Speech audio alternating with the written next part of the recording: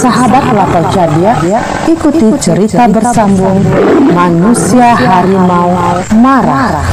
Selamat mendengarkan. Hampir dia binasa. Untung pada saat-saat genting datang ayah, opungnya atau Datuk Nan Kunyang dari kuburan Kebayoran Lama.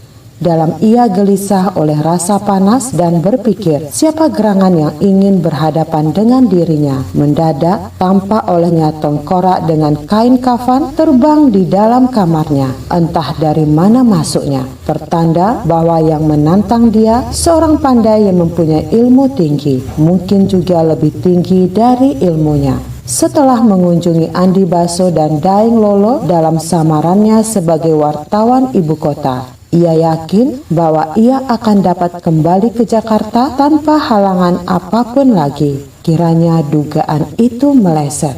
"Apa maumu?" tanya Erwin kepada tengkorak dan kain kafan itu. Mulut tengkorak itu bergerak menggumam. "Tunduklah pada majikan kami. Engkau telah membunuh 2 manusia. Engkau harus bertanggung jawab. Begitu sifat seorang kastria. Entahlah kalau kau pengecut." Erwin tidak terpengaruh oleh usaha setan-setan itu. Cukup banyak penjahat yang tidak ditangkap untuk mempertanggungjawabkan kejahatan mereka. Buat apa ia harus mengikutkan anjuran tengkorak dan kain kafan itu? "Siapa majikanmu?" tanya Erwin.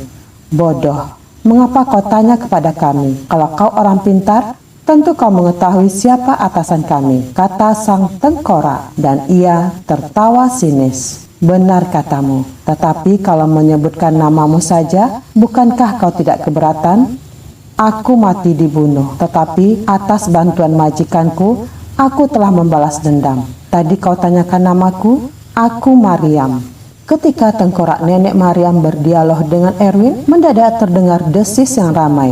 Kemudian Erwin melihat 7 ular hijau di hadapan tempat ia berbaring. Lawannya ini benar-benar tangguh. Bukan hanya memiliki tengkorak dan kain kafan, ia mempunyai pula 7 ular. Erwin kian waspada. Kini segala-galanya bisa terjadi. Patukan ular-ular itu bisa mematikannya. "Kalian mau apa?" tanya Erwin. "Mau membunuhku?"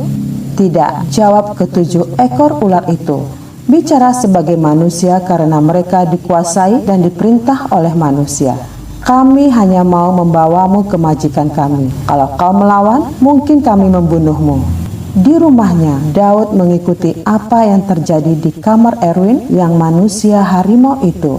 Sebagai kebanyakan dukun, ia melihat melalui air putih yang ditempatkan dalam sebuah mangkok berwarna putih pula. Ia tertawa puas sekali. Tak pelak lagi, ia akan menang. Agar Erwin menurut perintah ular-ularnya, Daud membantu dengan mantra-mantra dari rumahnya. Mendadak rumah Daud tergoncang bagaikan ada gempa, tetapi tidak terdengar suara orang panik. Tandanya tidak ada gempa. "Siapa kau yang berani menggoncang rumahku? Kau mencari kematian. Keluar dan hadapi aku, atau pergilah seperti pengecut," kata Daud. Daud memperkeras bacaan mantranya. Kalimat-kalimat sakti pengusir setan dan hantu, jin dan jembalang. Dia belum pernah gagal. Bukan baru kali ini ia mendapat cobaan. Semua lawannya dapat dihalaunya.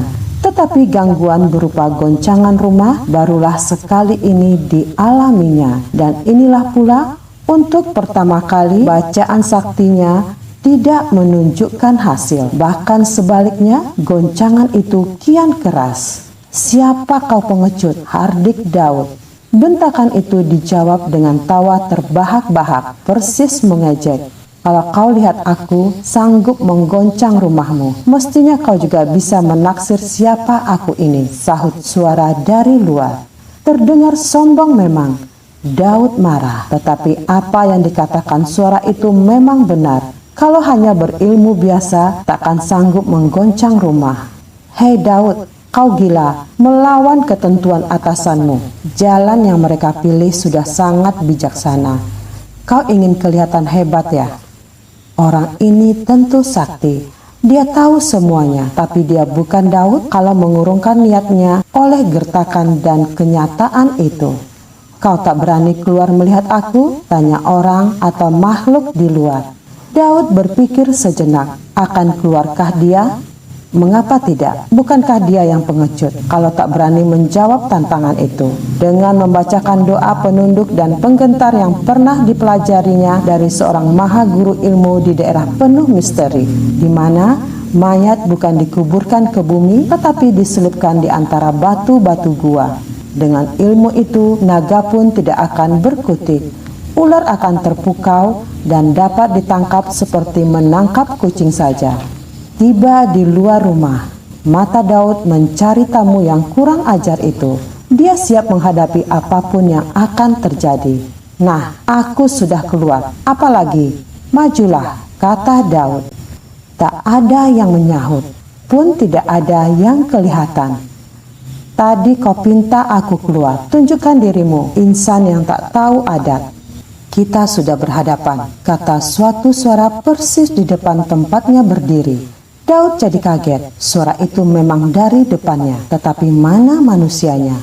Lumayan juga kau bisa membuat dirimu tak kelihatan, tetapi itu berarti suatu ketakutan. Kalau kau jantan, tampakkan dirimu. Mendadak di hadapan Daud, makhluk itu berdiri seperti keluar dari bumi. Ini aku, perhatikan baik-baik, kata makhluk yang tak lain daripada Jalubuk. Daud tidak segera menjawab, dia orang hebat memang, tetapi sama halnya dengan dukun daeng guru, ia pun seumur hidupnya belum pernah melihat seperti apa yang ada di hadapannya itu. Sudah kau lihat aku? Tanya Jalubuk. Kau bukan manusia, kata Daud memberanikan diri setelah ia sadar dari terkejutnya.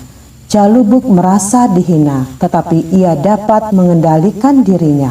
Kau ingin supaya pembunuh Daeng dan Baharsan menyerah atau akan kau tembak mati, bukankah begitu? Kau tahu ya, ilmumu boleh juga bisa menebak apa yang jadi rencanaku, sahut Daud. Urungkan niatmu, panggil kembali tengkorak dan kain kafan serta ularmu yang 7 ekor itu.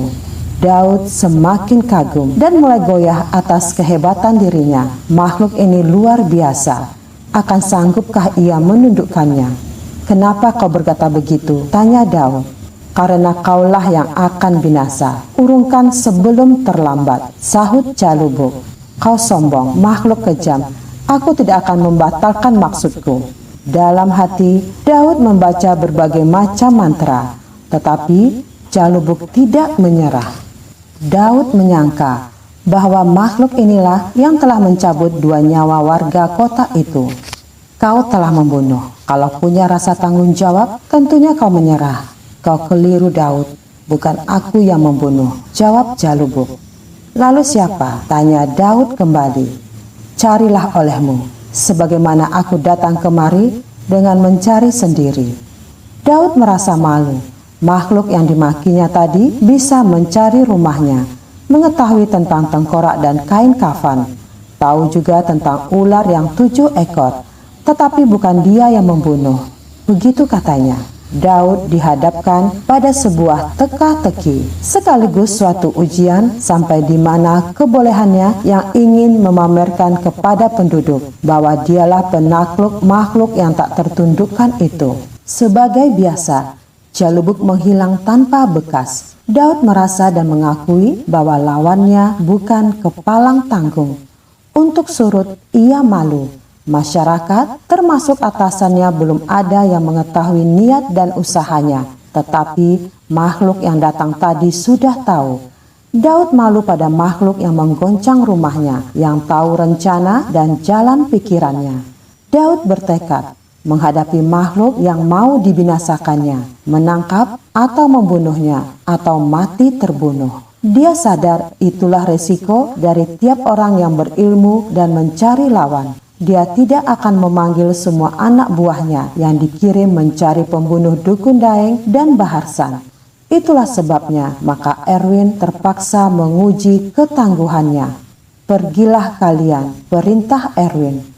Kau pembunuh harus menerima hukumanmu, ujar tengkorak. Ia berputar-putar bersama kain kafan dengan maksud mengganggu saraf Erwin. Ular yang 7 terus mendesis dan kian mendekat. Jalubuk yang sudah sampai di rumah anaknya menyaksikan semua apa yang sedang berlangsung. Ia mau melihat apakah anaknya sanggup menghalau kiriman orang berilmu itu. Tetapi tampaknya Erwin kewalahan. Sulit ia menghadapi budak-budak kepunyaan Daud. Kasihan Jalubuk melihatnya. Tetapi kalau ia turun tangan di situ, Erwin jadi kurang kepercayaan pada diri sendiri.